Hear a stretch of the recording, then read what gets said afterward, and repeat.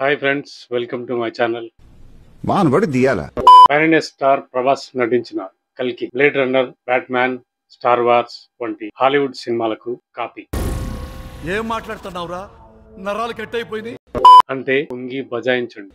ఎవడే సుబ్రహ్మణ్యం, మహానటి వంటి సినిమాలతో దర్శకుడిగా మంచి పేరుని సొంతం చేసుకున్నారు నాగ్ అశ్విన్. తన థర్డ్ ప్రాజెక్ట్ గా కల్కిని ఎలా తెరపైకి తీసుకొచ్చాడు. టీజర్ ట్రైలర్లలో హాలీవుడ్ సినిమాలని గుర్తు చేసిన నాగ్ అశ్విన్ మైతో సైఫై అంటూ సైన్స్ ఫిక్షన్ కి మైథాలజీని జోడించి కల్కిని ఎలా చూపించాడు అని డౌట్స్ తో ఉంటే వాటన్నింటినీ డస్ట్బిన్ లో పడేయండి. సినిమా చూసిన ప్రతి ఒక్కరూ డైరెక్టర్ నాగ్ అశ్విన్ విజన్ కు హ్యాట్స్ ఆఫ్ చెప్పాల్సిందే. మహానటి సినిమాతో వైజయంతికి పూర్వ వైభవాన్ని తీసుకొచ్చిన నాగ్ అశ్విన్ కల్కితో వారి నమ్మకాన్ని 1000 రెట్లు రెట్టింపు చేశాడు. ఇలాంటి సినిమాని మన ఇండియన్ స్క్రీన్ పై చూస్తామా అనే అపోహలకు కల్కితో తెరదించాడు. ఈ సినిమా చూడాలనుకున్న వాళ్ళు ప్రారంభాన్ని మాత్రం ఖచ్చితంగా మిస్ అవ్వద్దు. కురుక్షేత్ర యుద్ధంతో సినిమాని ప్రారంభించి స్పెల్ బౌండ్ విజువల్స్ తో నాగ్ అశ్విన్ అదరహో అనిపించాడు. అశ్వత్థామగా అమితాబ్ బచ్చన్ పాత్రని పరిచయం చేయడంతో పాటు ఈ సినిమాలోని అత్యంత కీలకమైన 3 ప్రపంచాలు కాంప్లెక్స్, శంబాలా, వారణాసి ఈ ప్రపంచాలని పరిచయం చేస్తూ కథలోకి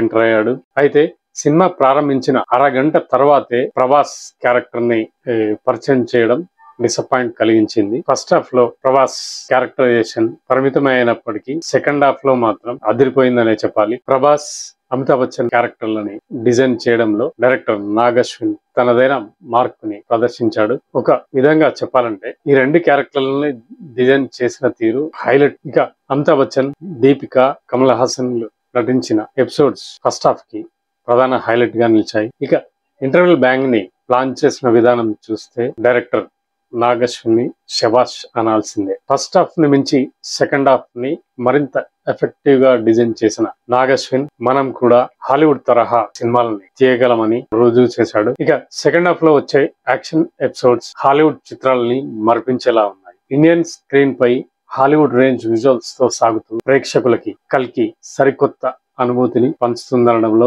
ఎలాంటి సందేహం లేదు. క్లైమాక్స్ ఎపిసోడ్ ని ఊహకందని విధంగా డిజైన్ చేసి ఔరా అనిపించాడు డైరెక్టర్ నాగ్ అశ్విన్. ప్రభాస్ క్యారెక్టర్ ని మలిచిన తీరు, కల్కి యూనివర్స్ ని క్రియేట్ చేసిన విధానం సగటు ప్రేక్షకుడిని కట్టిపడేస్తుంది. ఇక కల్కి క్లైమాక్స్ లోని చివరి 15 నిమిషాలు బీభత్సం. ఇక ముందు నుంచి ప్రచారం జరుగుతున్నట్టుగానే ఈ మూవీలో దుల్కర్ సల్మాన్, విజయ్ దేవరకొండ అతిథి పాత్రల్లో మెరిశారు.